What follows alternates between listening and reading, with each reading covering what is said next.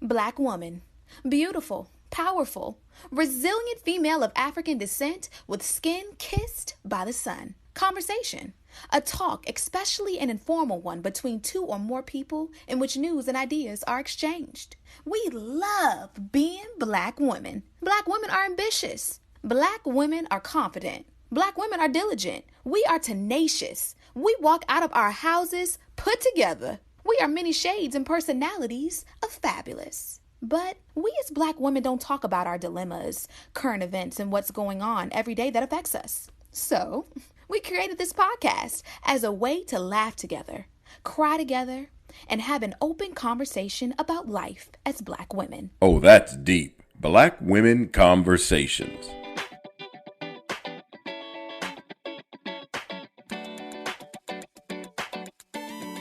Hey, Nicole. Hey, Janine. How's your week been? You know, I wish I could say good things about this week, but I will say the Lord is with us this week. I mean, I just feel like everything that could have happened this week happened, and it's just a lot going on. I was telling Kim before the show started, you know, our buyers fell through for our house in Houston. So now our house is back on the market. So if anybody looking in Houston, let us know. Our house is back on the market. The buyers just randomly pulled out. Like after we negotiated the terms of after the inspection, everything. And they wanted to hurry up and close in 10 days, right? And then 2 days ago, they just pulled out. So now we are out of a lot of money because we had to pay packers. And if you're trying to get something moved urgently, you have to pay additional fees to get that done. So, you know, I'm like, you know what? The devil is busy. He's so busy. But all I can do is laugh. You know, I'm like, you know, whatever. We're going to move past this.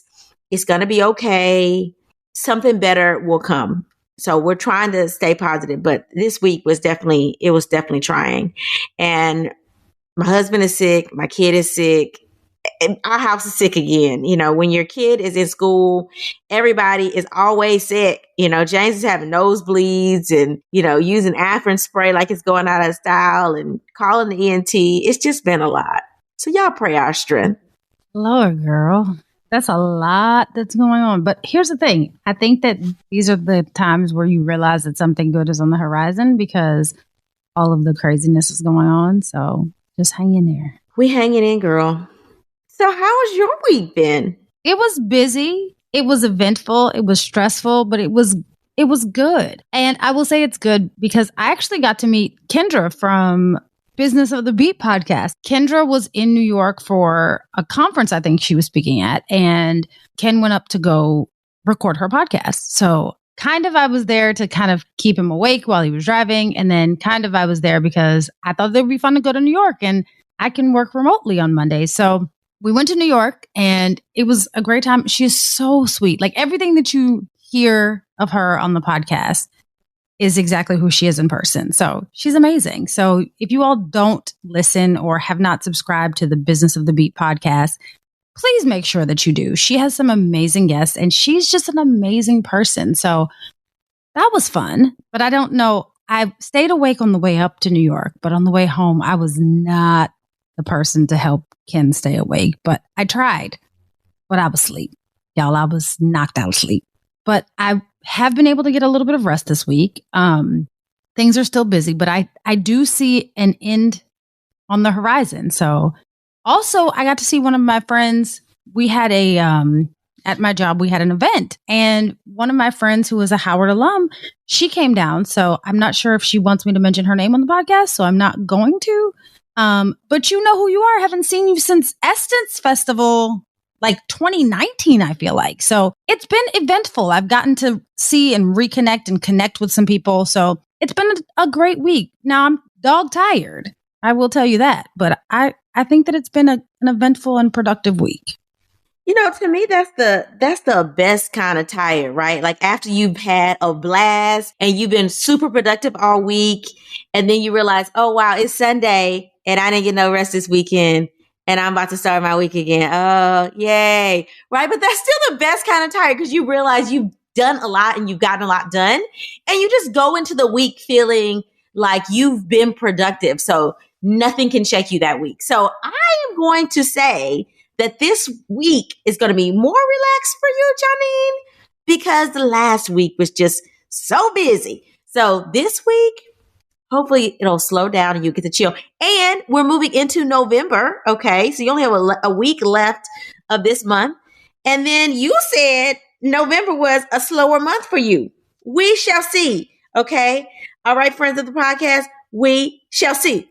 Well, before we get to November, I do have one more major event, like major. And then on Sunday, so today, you all, please don't you judge for what I'm about to say, but y'all know life has been busy for me, as Nicole has been telling you all. But today, when we went to church for the first time all month, we had an amazing couples fellowship, but also we learned, and I should probably read the announcements more closely when they come in my email, but we learned that it's trunk or treat next week. And one of the things that you all may not know about me is I'm super creative. So things like that, like trunk or treat, or something that I get to design something and spend a bunch of money that I don't have in Michael's, or some sort of arts and crafts kind of situation, that's like my jam. Like if I need to like relax and calm down and like center my mind, I'm doing one of two things. I'm either doing Pilates or I'm going to go create something. So trunk or treat is next Sunday. And again, I have off again. So I'm excited for that because it's another Sunday that I don't have to work and I get to go to church and it's trunk or treat. So I'm going to figure out, like I've already been on Pinterest and I have some ideas. So Ken and I are going to come up with something. And as Ken said, he'll help, but the creative part is my wheelhouse. So I'm going to come up with what our design is going to be for our trunk and what we're going to hand out in correlation with our design. And he's going to help me put it together. So I'm going to design it and he's going to help me create it. So it should be fun. I'll take lots of pictures and post them so everybody can see. But I'm excited. I'm excited because we are winding down and I get to go be creative and like, come back to my mind, where I can think and hear myself and feel myself think and slow down a bit. So I'm excited about that. And then after that, I'm going to plan Friendsgiving.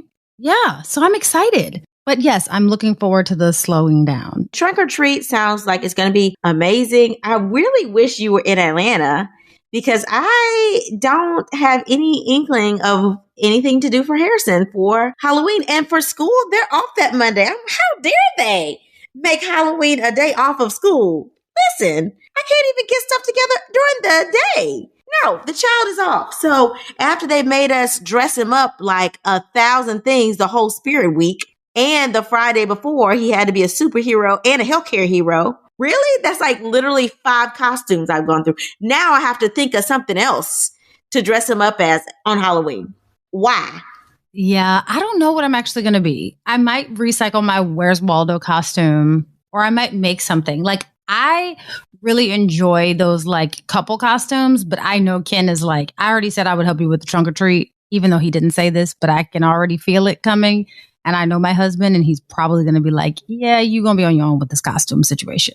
So he might wear all black or something of that nature, but I doubt that he's going to give you a full on, he's not going to go through all that. So he will help. So I'm going to be grateful for the help and figure out what I'm going to do as a costume. I haven't decided that yet, but we will figure this out. I bet money Ken is going to dress up. You going to dress him up. I bet money on that. My favorite couple's costume I've seen was one of the other when I was in residency, one of the other residents and her husband dressed up as a shower and a girl in the shower. It was funny. Yeah, it was really funny. Yeah, that sounds fun. Mm-hmm. Yeah, I like I love a couple's costume if it makes sense, right? But like if it's weird or like skeevy, I'm like, ugh. But like, I'm trying to think of what a fun couple's costume would be. But it's also at church. So it has to be fun and like tasteful. It can't be like, let me say this. I am with the fact that on Halloween, you get to be whoever it is that you want to be. And, for most of us, we've had a couple of Halloweens with a slutty costume. Let's be honest. If we're being honest, that's what we've done because we could. But at this age, and for a church trunk or treat, I don't think that's the route that I'd like to go. So I was thinking more along the lines of something that is like a profession of sorts that could go along with our trunk. So I don't know. I'm thinking maybe like a carnival theme. And then we could have like, carnival pouches. So we like back of our trunk is more like a carnival. Maybe we hand out popcorn. I don't know. We're thinking. Janine has not let her creative juices flow because it's only been a couple hours since she really found out and got into the idea. But I will let everybody know what we decide and then post pictures so y'all can see it and celebrate with us. And, let me tell you this, Nicole. So I do not traditionally celebrate Halloween, right? That's not my thing. It's not my holiday. It's not really my thing, right? Like my favorite holidays are my birthday and Christmas. Those are my favorite holidays. And all the other holidays where one gets gifts. Those are because gift giving is my love language. We know this, right? So Halloween is not really my thing because candy is not really my thing. I don't have a sweet tooth. I'm a meat and potatoes kind of girl. But I will tell you that Halloween now has a special place in my heart after about 2014 or 15. I don't remember which Halloween it was.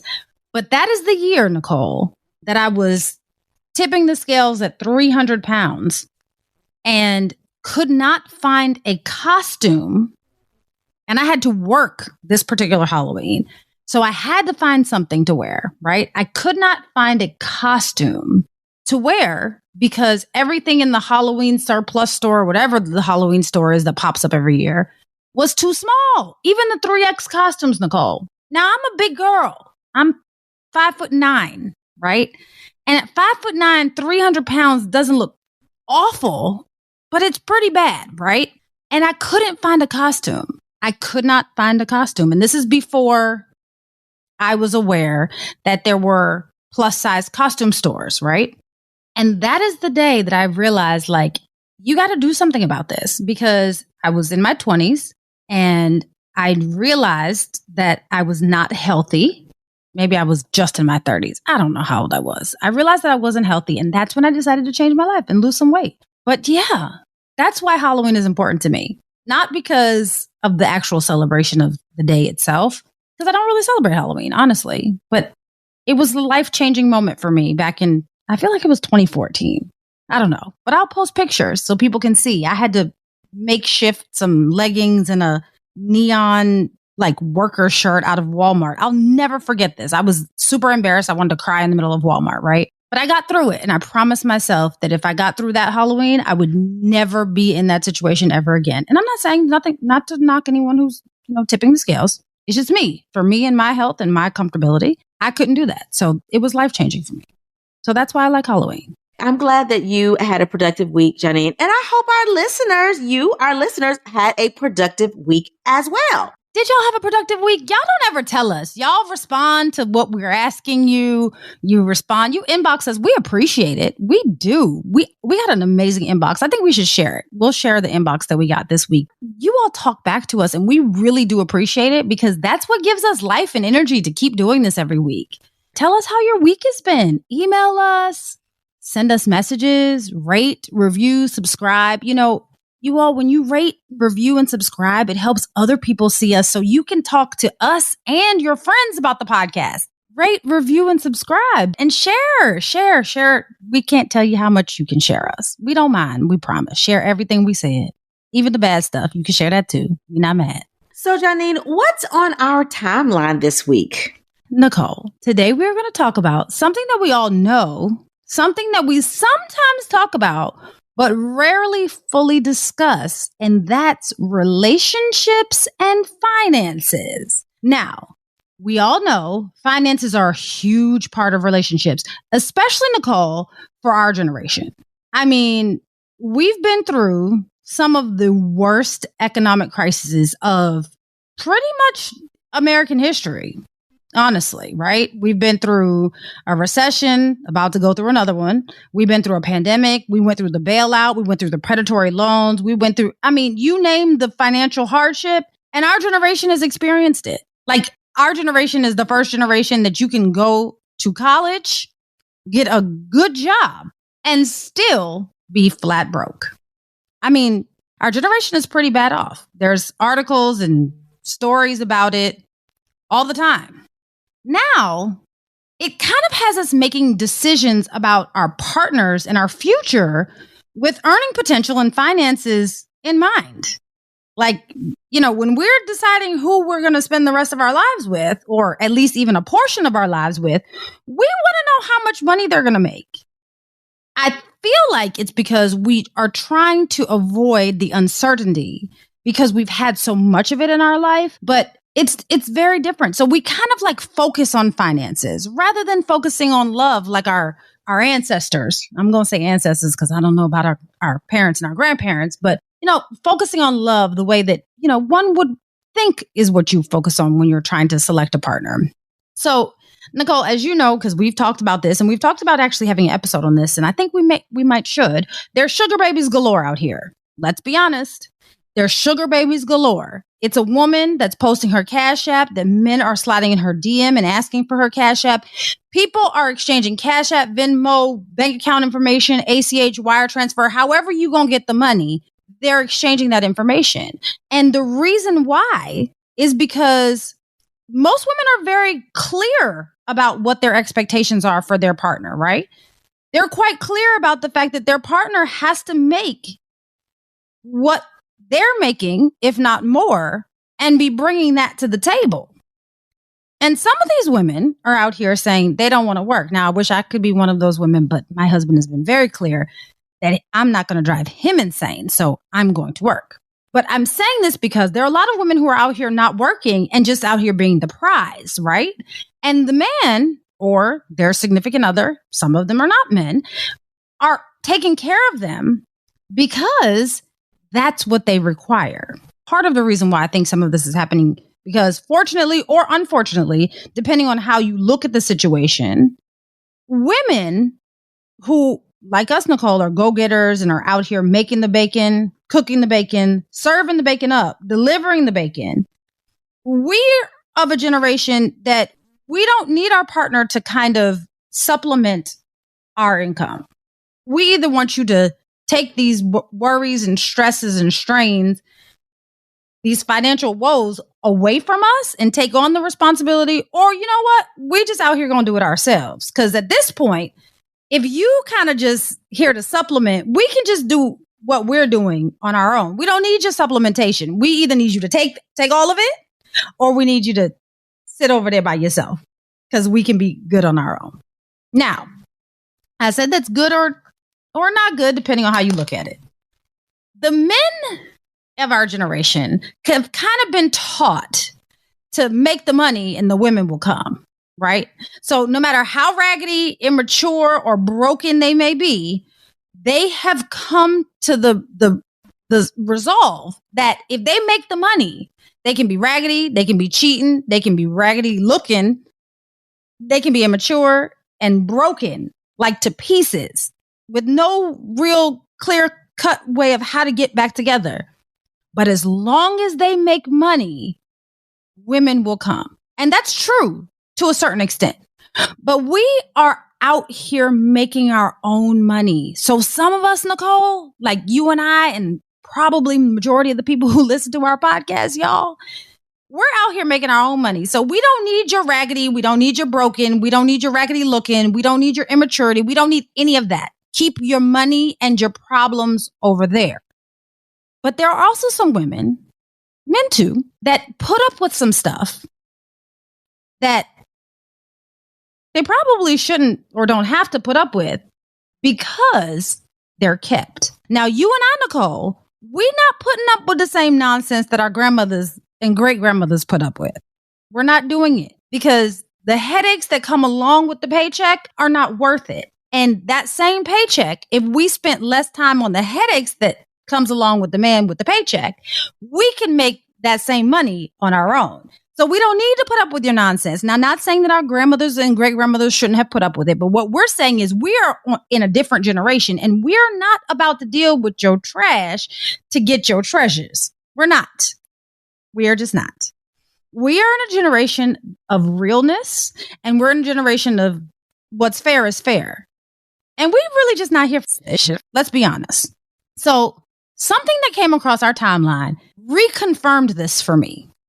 It basically says exactly what we were feeling. Now, this came from Shay Selah, and please forgive me, Shay, if I'm mispronouncing your name. So this came from Shay, and she's a theologian from the DMV, and she's one of the hosts of the Vibes podcast. And This is what she said. As a woman, you will get disrespected to your face because his financial status says I can.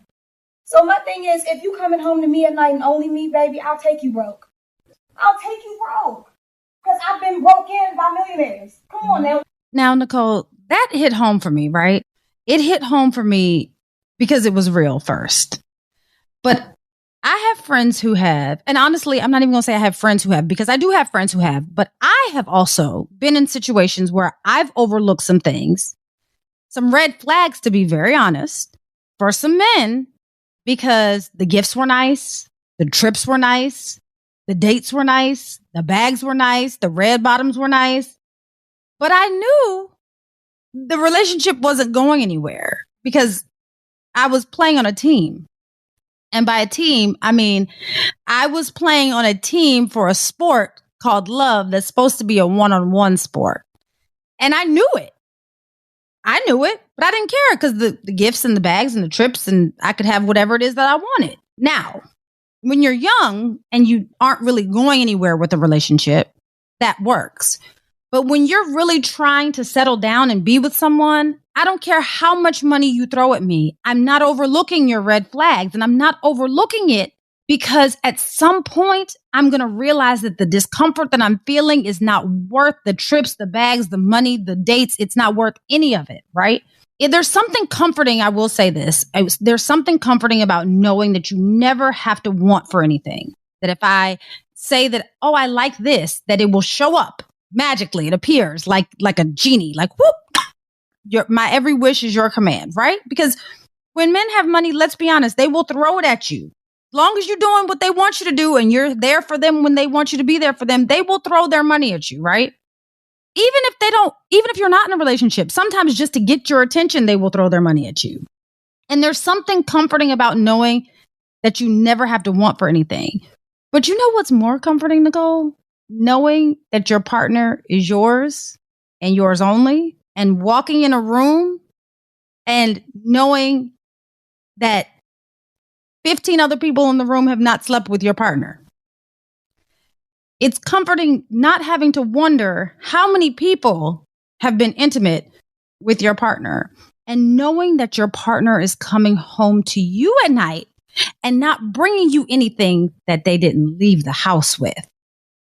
Now, I'm not sure if I would go as far as Shay did, saying that I'll take you broke. I'm not going to say, because, the Lord's still working on me, so I'm not going to even sit here and lie to y'all and say that I'm going to take a broke man. That's not what I'm saying, because I haven't gotten to that point yet. Lord has not worked with me that far yet. But what I will say is I will ride it out with this one I got if for whatever reason we end up being broke. I will do that. But if I were dating, I don't know that I would take broke. But I will say I'm not going to just put up with anything because you have money. What do you think, Nicole? So I think you said a lot, friend. But I will, let me start with the video. Watching the clip, I watched the clip several times. I don't know what her point of saying that was, because I thought to myself, she sounds silly. Because, is it really about if the guy is broke or not? She's saying she's been dogged by millionaires, but I know some broke hoes. There are some people out here, some men out here that are opportunists, and they are broke, and they will sleep with every Tom, Dick, and Harry. And you have women out here, working women like me and you, Janine, who will pay for said broke hoish man. Okay. So, she sound crazy. Like, oh, because somebody is not a millionaire or they're broke by her standards, they're going to be faithful. The two don't go together. They don't go together, which makes her sound silly. Very, very silly. And no man can basically make enough money to feel like he can disrespect you. No, that's on you and your standards. You allow that man to sit there and disrespect you because you feel like he can, because he makes more money. You are threatened that he's going to leave and you won't have your lifestyle. So you allow him to treat you like that. So every woman does not allow a man with money to treat them as such. So that's because of you and your insecurities, you allow him to do that. So she sounds crazy. She sounds as if, okay, well, if this man is broke, I'm making more money than him, then, I can act and be who I want to be because I don't care about him walking away. He has more to lose than me. You sound crazy. We need to increase our standards for our own self-respect, regardless of how much money a person makes or does not make. Now, if you are trying to say, okay, now once I figure out if somebody's making $500,000, $600,000, $1 million a year, if they're making that, I'm not dating them. I'm going to go and find somebody broke. Well, somebody broke will be mismanaging your money. That's what'll happen. Okay, if you're trying to find somebody broke because you feel like they're going to worship the ground you walk on because you're the provider now, they're going to mismanage your money. So you sound silly. So I think that people need to not concentrate as much on, how much money a person makes and how much they don't. Or am I going to date somebody broke or am I going to date somebody that's not broke? It's about who you are attracting and who you're compatible with. Now, if you're attracting broke people, then you're going to date somebody broke. If you run in circles with people that are well accomplished and that are making more money, you're going to probably date somebody that got a lot of money. So it's about who you attract, and the level of respect they give you is about the level of respect you demand, not about how much money they're making. So that's what I'm going to say about that little 2 cents. Well, Nicole, I will say this. I think that it is overall more socially acceptable to experience or be on the receiving end of cheating when there's a financial benefit to it, right? We have seen for years and decades that women will sit at home and turn a blind eye to their man sleeping with every woman that they can find because they are kept. They're not working, right? They're just sitting at home reaping the benefits. We know it. There's a whole show called Basketball Wives that the men don't do anything on there but cheat. And we're like, oh, okay. And everybody wants to be a basketball wife because you know that you're not worried about anything financially. Let's be honest. Now, does it have a life expectancy? Yes, of course it does. But it's a whole lot easier. And I've even heard women say, men gonna cheat regardless, so I might as well be with the one where I can wipe my tears with my money.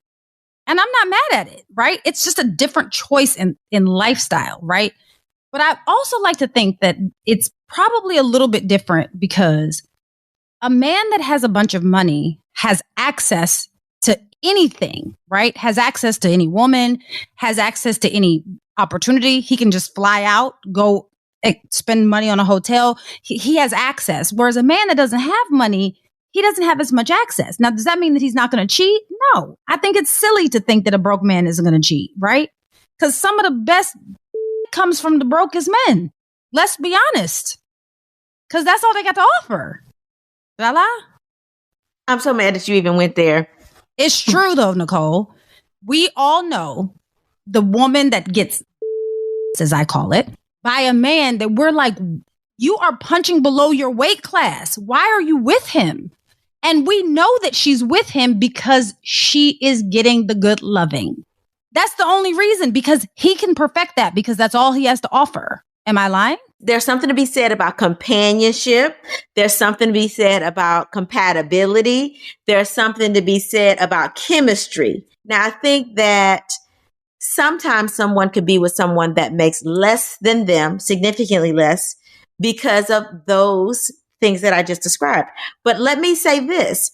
If you think that rich dudes have access because they have a lot of money, so they're more likely to cheat than these broke dudes, you haven't seen an episode of Cheaters. Girl, Cheaters will remind you that it don't matter if he's working at the Burger King, okay? It don't matter if he has a pot belly. It don't matter if he living with his mama. They will cheat. Okay, so it is not about how much money you have. If you're not compatible with that person and you don't have anything in common with them, if y'all don't have the chemistry, if you're not really in it, he gonna cheat.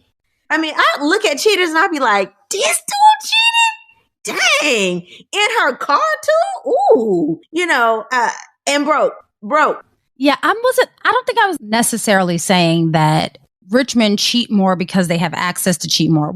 I think that maybe that's how it came out, but I think that what I meant was that they have access to gaslight you longer so that you're not sure that they're cheating, right? They have access to cover it up longer. Whereas a broke man, he cheating where he can, right? So he's much more likely, I don't even know, this might not even be scientific, but in my mind, I feel like he's more likely to get caught, right? Because he only got your car, the place that y'all share, and access to your finances where you can track if he uses your debit or credit card. So it's really easy to catch a broke man cheating, right? Now you show up at his mama's house and this old girl's car is sitting outside, then you realize like, oh, okay, he's taking old girl to my mama's house, right? Or he has to get a hotel and he's using your credit card. You like, oh, well, why'd you use a credit card? Because I didn't go to a hotel this time, right? So what I'm saying is not necessarily that they're not going to cheat when they're broke. What I'm saying is that a wealthier man has more access to cover up his indiscretions than a man that might be struggling with his finances.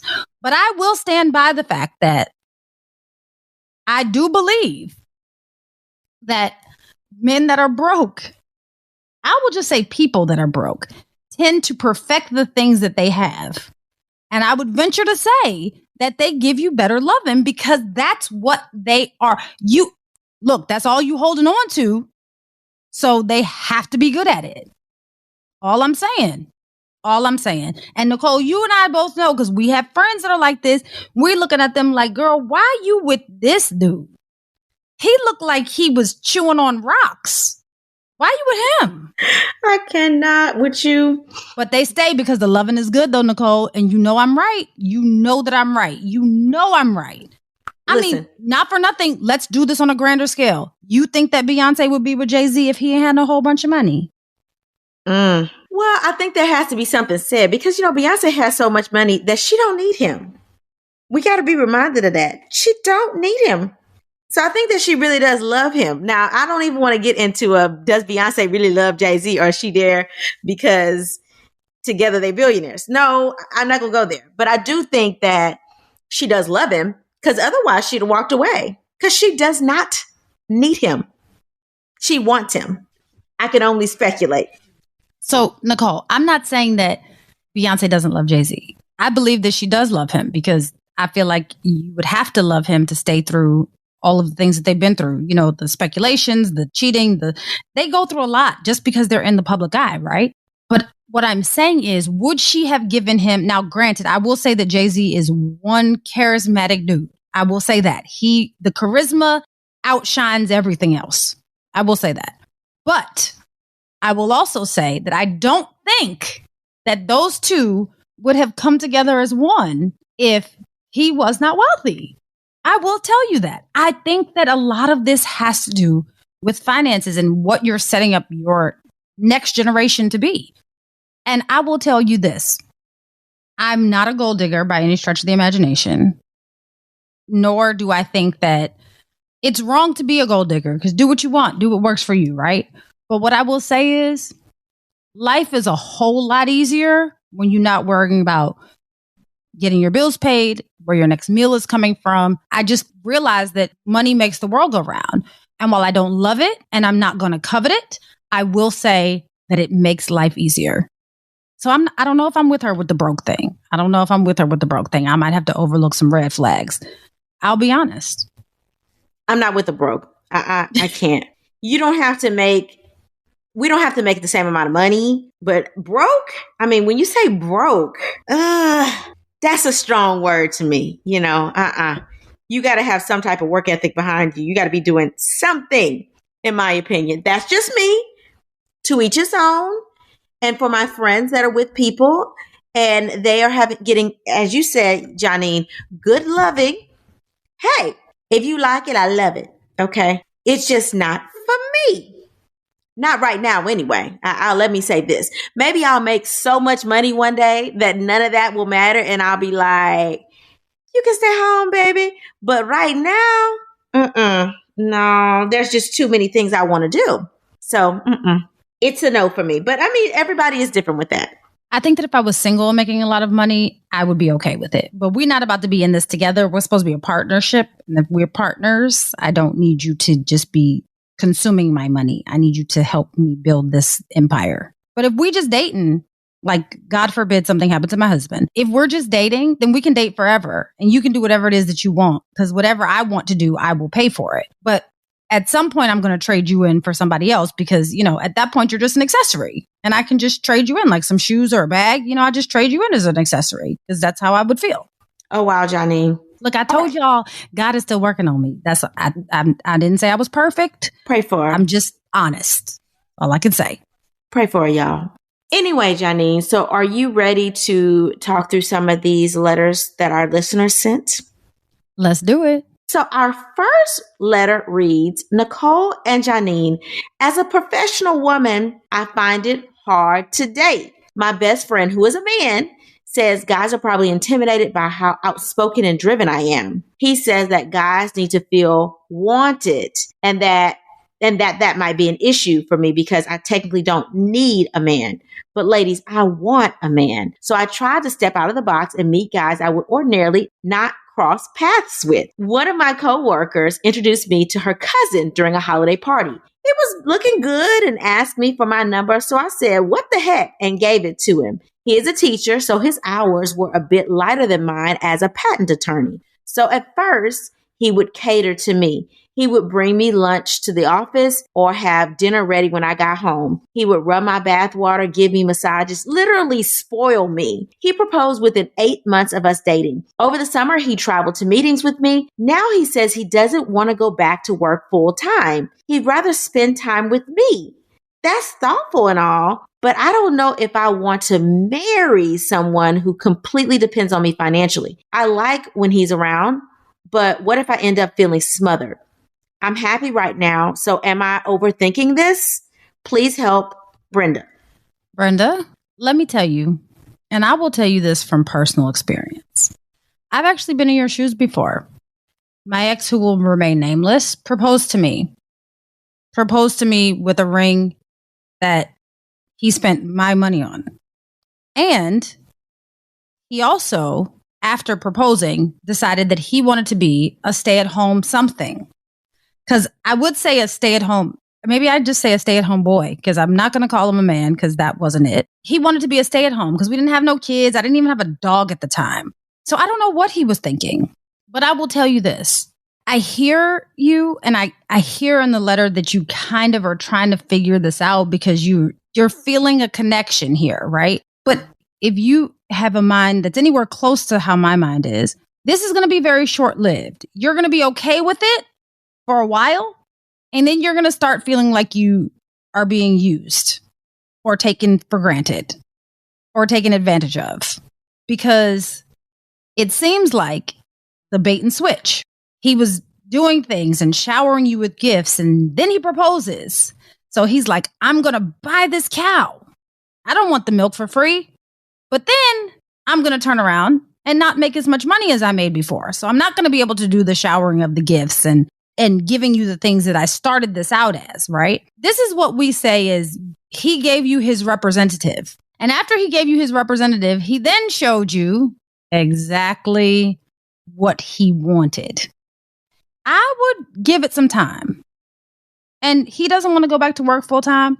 Give it some time to see if him not being at work full time, how that's going to affect your relationship before you get married. Because girl, once you get married, I'm not going to say you're stuck, but it's hard to get out. And it's hard because divorce is difficult. Divorce is not easy. It's hard because now you done intermingled your finances and you have to figure out how to separate those. So before you get into this, let him, if he wants to work part-time, then let him work part-time and see what that does. See how that affects your relationship. And then from there, if you think, okay, I can do this, not short term, but if you think that, while you're trying it out, you can do this long term and you genuinely see yourself being able to do this long term, then I would say get married. But if you don't feel comfortable in this, I'm going to tell you like my Aunt Jane told me, you can be walking down the aisle. And if you are walking down the aisle, as long as you haven't said I do yet, it's not too late to back out. If you don't feel comfortable, don't go through with it. There's no reason that in 2022 you have to go through with a marriage that you are not comfortable with. And if you don't feel comfortable with it and you still want to have a relationship with him, then express that to him and see what his response is. And if he doesn't give you a favorable response, he might not be the one for you. He might not. Not saying he's not, but I'm saying proceed with caution. Proceed with caution. What do you think, Nicole? I don't know. I mean, because sometimes, as a physician, my schedule is really busy, right? Like to the point where I'm like, man, I wish I had a personal assistant, or I wish that my husband be managing a household. And I say that because if you both have very demanding jobs and there are other things that you are also juggling, like a kid, somebody has to back, right? Somebody has to be in the forefront and somebody has to be in the background. Like it just has to be like that, unless you put somebody else in there helping you. Hence, my mama coming in acting as nanny to help us offset that, right? But if you don't have somebody that's full time that can dedicate undivided attention to your child, something is going to lag, right? Somebody has to be the person that is taking off work to go get the kid and things like that. Also, I do understand him saying, hey, if I'm going to go into this and you're extremely busy and I want to be supportive of you, I can't support you 100% if I'm working full time. So I would ask Brenda, what are your demands right now? You say he's going on trips with you and he's giving you massages and all this stuff. Is he, puppeteering you around? Like, is he going to all these late night dinners and traveling with you at the last minute where he's having to take off work to accompany you to all these things? Because if he is, I can see how he's like, wait a minute, I can't juggle being at your beck and call and working as a teacher full time. I just can't do both. And if you're demanding that he keep up with your social habits and be there for you, then I can understand him wanting to work part-time to be able to accommodate your schedule. So you have to ask yourself, what have you demanded of this person that you're dating to make him say, hey, maybe I should be working part-time to be able to support you and what you're doing? Okay. Is your job that demanding? Now, I don't know how demanding a patent attorney's job is. It sounds important, but I don't know what exactly you're doing. I also don't know how much money you make. Like, are you making enough that you're like, I don't even know when I get paid? And so you're making so much money that his teacher salary, which is what, 40, 50, 60,000 a year, is really not going to make or break anything. It's going to make you pay more taxes at the end of the day. So financially, does it make sense for him to work and him not to help you do the things that you need done during the day? And maybe him being there to help you juggle all the things that you have to do in your day and to accompany you and remind you of the things that you need to do and be supportive for you when you're going through things. Maybe that is a benefit to your relationship than him working a job that's not really going to contribute to your household in the grand scheme of things, but add to more taxes. And I will definitely say, my husband and I did have these conversations. I mean, now he is making more money now that we moved to Atlanta than he was making when we were in Houston. And when we had the conversation of, hey, listen, you working don't make no sense. I'm paying my mama what what you're making, like what we're paying in taxes plus what you make, it's not offset. It doesn't make financial sense. So he was working just to say he's working, right? So now he's making more money and it makes more sense for him to work. But at the end of the day, a teacher salary, it may not make sense. And so I think that you have to figure out what you want your life to look like and think about this logically. Is this man making you happy? Are you in love with this man? And can you see yourself with this man long term? I would agree with Janine, have a long engagement. If he wants to work part-time, what does that look like? How do you work part-time as a teacher? Are you going to do consulting? Are you going to work as needed? How are you going to make that work and still work? What are you going to do to have any income on your own so that you're not buying me Christmas gifts out of my money, right? Because it's not your money yet. We're not married. We don't have a joint yet. Okay. So what are you going to do to make sure that you can provide for yourself if you are cutting back and working part-time? And let's say we are moving in together. And, how does that work? But I will say, have a long engagement to make sure that thing works. And there needs to be some type of agreement between the two of you guys so that, one, you're protecting yourself and he's also protecting himself in this situation. At the end of the day, he has to protect himself just like you have to protect yourself. Now, what does that look like? That conversation may look like a prenup. That conversation may look like, if you don't work out, hey, if we don't work out, I agree to give you this much because you've sacrificed, but I ain't paying you alimony. I mean, those are the candid conversations that you may have to have before you get married so that both of you can feel comfortable going into it. So I won't say that you will get tired, because me being as busy as I am, sometimes I wish my husband did not work. I'm going to be perfectly honest. Sometimes I wish he was more available just to help me do the things that I need him to do. But he has to feel fulfilled. So my husband has to feel fulfilled working, right? And so what is going to fulfill your fiance at the end of the day? How is he going to juggle that? To each his own. And however you feel comfortable is what you should do. It doesn't matter what your friends are going to say or what your family says. It matters how much money you need to be comfortable, how much time you need with him, what you need him to do in your life for you to feel needed and comfortable, and what he needs to have done or what he needs to be doing to keep him fulfilled professionally as well. So I think that all those moving parts and those conversations should be had before you get married. I agree. I mean, I think that you have a good point about the taxes and the teacher salary, but I just, maybe you suggest that he go the entrepreneurial route, because honestly, to Nicole's point, what is part-time teacher work? Like, are you tutoring? Like, what are we doing here? Like, what kind of teacher are you? A music teacher? Are you giving private lessons? Like, tell me what's happening, because it just doesn't seem very lucrative. And if we're not worried about how much money he's bringing in and he just wants a hobby essentially, then maybe I don't know, maybe it'll work for you. But for me, I need you to be doing something. And if your regular income is not bringing in something that is enough, I need you to be creative with the way that you make money. There are 1,010,000,000 ways to make money. Let's be honest. And you can private tutor. You can, if you're on the road, there's probably people on the road with you that have kids that might need to be tutored. Who knows? Be creative. I would encourage him to be creative with his money making strategy. I would, because I'm gonna just need you to. I mean, I hear you, Nicole. You wish that your husband would be at your every beck and call. Me, on the other hand, I'm much more unrealistic. I'm much more like, I want my husband to work and be at my every beck and call. I want both at the same time. I know it's not possible, but he does a good job of trying. I know it's not fair. A girl can dream. A girl can dream. All right, Janine. So what is your letter read? So my letter reads, Nicole and Janine, I think I made the wrong choice. Let me explain. I will try to keep this short. I'm a pediatrician, so I do pretty well for myself. My husband is an executive at a pharmaceutical company, so he also does pretty well for himself. While we both came from humble beginnings, thankfully, we have always had financial stability in our marriage. The problem is, that is about the only stability that we have in our marriage.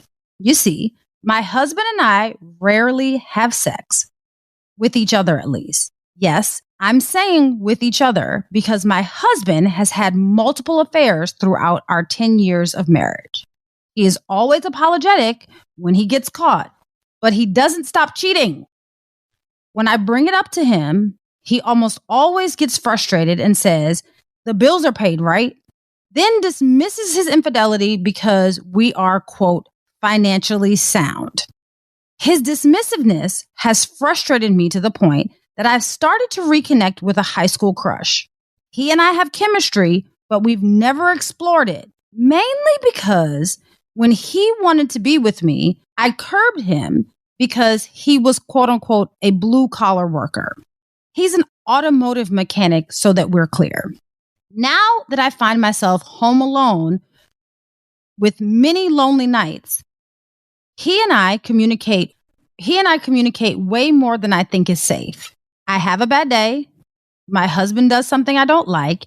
I pick up the phone and I call him. This is making me believe that I picked the wrong guy. Ladies, did I make the wrong decision? I think I already know the answer to this, but I want to hear it from you. Signed, Carlin. Carlin, I like that name, Carlin. Yeah, girl, you made the wrong decision. Like, you got the blue collar worker that you were emotionally cheating on your husband with. You got your husband who he thinks that, hey, I'm the breadwinner, so you gonna have to shut up and let me do my thing. Obviously, you are emotionally disconnected from your husband, and you need to physically disconnect from him as well. Y'all are not intimate. He's cheating.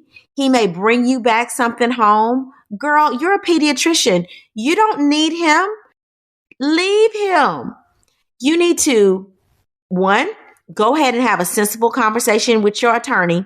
Ask your attorney what you need to do to file paperwork. After you talk to your attorney and decide you're going to file papers, then you have him served while he's with the other woman at her house. Have him served so that he can get out your house, girl. And realistically, if you don't want the house, let him have the house. Leave. Go buy yourself another house. Not like you can't afford another house. Go buy yourself another house. And then go move in. Go have the blue collar worker break you off. I'm just saying, yeah, you made the wrong decision. It seems like you are in love with this man and you probably went with this executive pharmaceutical person because on paper, you guys looked like the ideal couple. The power couple is probably what you were thinking. We're both successful. We, come from humble beginnings. We got it out the mud and we're a success story. But meanwhile, you're over here confessing everything and pouring your heart out to the mechanic. What's wrong with the mechanic? Help him own the shop, girl. Buy him some ads and some TV commercials. Help him upgrade and keep on moving. Because at the end of the day, nobody cares what your spouse does. You're going to do whatever you want to do professionally. Help him do whatever he wants to do professionally.